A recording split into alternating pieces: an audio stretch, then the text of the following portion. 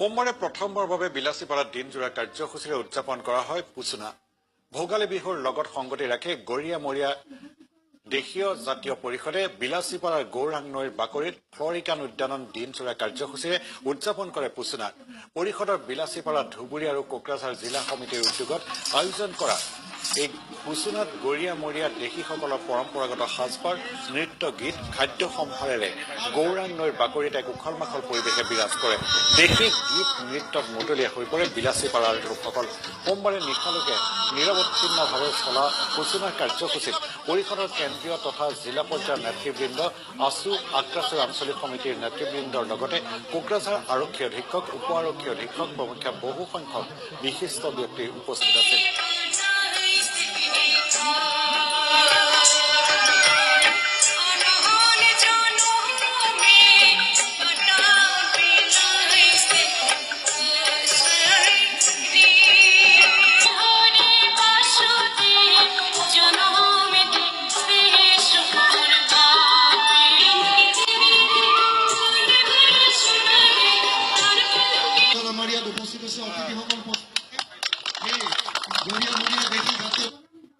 অসম গৰিয়ামৰীয়া দেশী জাতীয় পৰিষদৰ বিলাসীপাৰা, কোকৰাঝাৰ আৰু ধুবুৰী জিলা সমিতিৰ উদ্যোগত পুচুনা এটি অনুষ্ঠানৰ আয়োজন কৰিছে বিলাসীপাৰা জিলাৰ ফ্লৰিকেল গাৰ্ডেনত।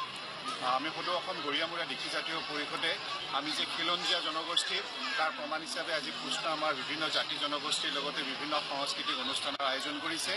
লগতে পুচুনাটো হ'ল আমি অসমীয়াসকলে যিদৰে ভোগালী উৎসৱ পালন কৰোঁ, ঠিক সেইদৰে আমাৰ খিলঞ্জীয়া মুছলমান গৰিয়ামৰীয়া দেশী অৰ্থাৎ দেশীসকলে ইয়াত পুচুনা হিচাপে পালন কৰে।